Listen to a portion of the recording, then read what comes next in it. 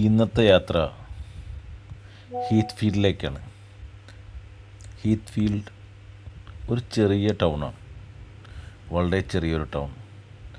East സസെക്സിലെ country സൈഡിൻ്റെ എല്ലാ മനോഹാരിതയും ഒത്തിണങ്ങിയ ഒരു ചെറിയ പട്ടണം.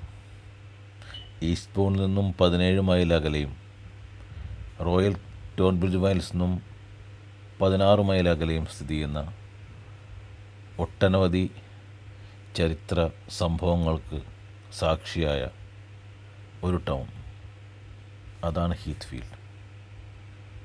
ഇന്നത്തെ എൻ്റെ ഇവിടേക്കുള്ള യാത്രയ്ക്ക് വേറൊരു പ്രത്യേകതയും കൂടിയുണ്ട്.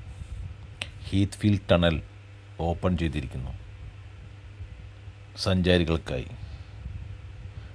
ജൂൺ 13, 14, 15, 2025 തീയതികളിൽ. അതിനൊത്തിരി പ്രാധാന്യമുണ്ട്. ചരിത്രത്തിലും ഒത്തിരി പ്രാധാന്യമുള്ള ഒരു ടണലാണ് ഇന്ന് ഓപ്പണായിരിക്കുന്നത്. അവിടേക്കാണ് ഈ യാത്ര. 60 വർഷത്തിൻ്റെ റെയിൽവേ ചരിത്രമുള്ള ആ മണ്ണിലേക്ക്, ആ ടണലിലേക്കാണ് ഈ യാത്ര. 1880 മുതൽ 1965 വരെ റെയിൽവേ ഗതാഗതം സാധ്യമായിരുന്ന ഈ ടണലിലൂടെ ആണ് ഇന്ന് യാത്രയാകുന്നത്. 242 മീറ്റർ നീളമുള്ള ഈ ടണൽ കൂക്കു ലൈൻ എന്ന പേരിലാണ് അറിയപ്പെടുന്നത്. ഒരു കാലത്ത് പോൾഗേറ്റിനും എറിഡ്ജിനും മധ്യത്തിലുള്ള റെയിൽവേ ലൈനിൻ്റെ ഭാഗമായിരുന്ന ഈ ഹീത്ത് ഫീൽഡ് ടണൽ 1965 അബാൻഡൺ ചെയ്യപ്പെട്ടത്.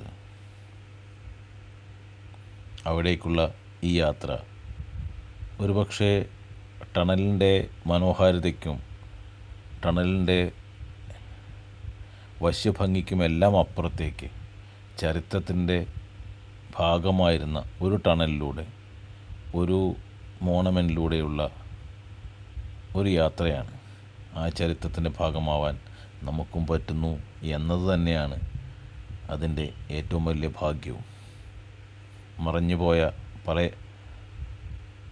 സങ്കല്പങ്ങളിലേക്കുള്ള ഒരു യാത്രയാണിത്. യാത്രകൾ എന്നും അങ്ങനെയാണ്.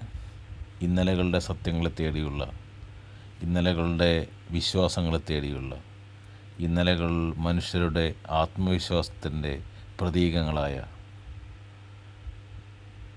ഒട്ടനവധി മുഹൂർത്തങ്ങളുള്ള, ചരിത്രത്തിൻ്റെ ഏടുകളിൽ ഇടം പിടിച്ചതും ഇടം പിടിക്കാത്തതുമായ ഇടങ്ങളിലേക്കുള്ള യാത്രയാണിത്.